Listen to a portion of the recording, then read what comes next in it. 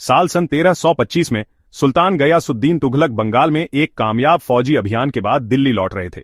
सुल्तान, जो अब अपने राज के आखिरी दौर में थे, अभी भी एक शानदार सेना नायक थे और स्वयं युद्ध अभियानों का नेतृत्व करते थे।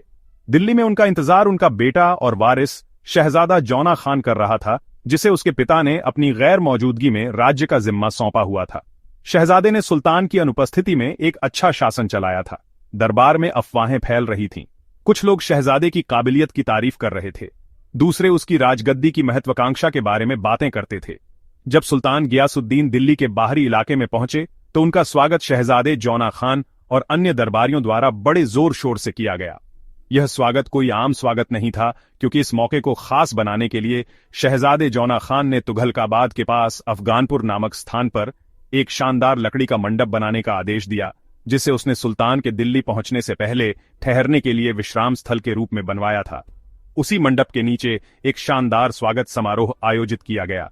संगीतकार राग गा रहे थे, दरबारी चापलूसी कर रहे थे और सुल्तान मुस्कुरा रहे थे, इस बात से अनजान कि वह लकड़ी का मंडप जो उनके सम्मान में बनाया गया था, उनकी मौत की जगह भी बनने वाला था।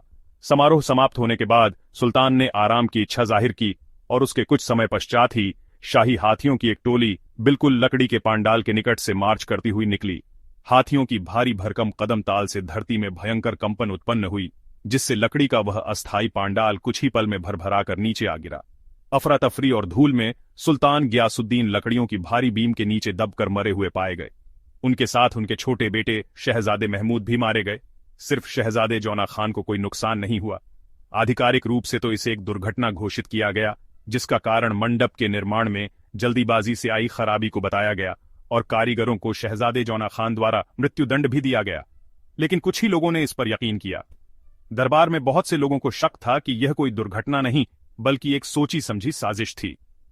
मोहम्मद बिन तुगलक के शासनकाल में आए मोरक्को के यात्री इब्न बतूता लिखते हैं कि यह कोई दुर्घटना नहीं, बल्कि कत्ल था, जिसकी योजना शहजादे जौना खान ने खुद बनाई थी। शहजादे ने राजगद्दी के लालच में जानबूझकर कारीगरों द्वारा ऐसे कच्चे लकड़ी के महल का निर्माण करवाया था जो किसी भी ज्यादा वजनी हरकत, जैसे हाथियों की आवाजाही से गिर जाए। अपने पिता और भाई के मरने के बाद जौना खान ने बिना किसी देरी के खुद को सुल्तान घोषित किया और मोहम्मद बिन तुगलक के नाम से दिल्ली सल्तनत की राजगद्दी पर बैठा और 26 वर्ष तक शासन चलाया।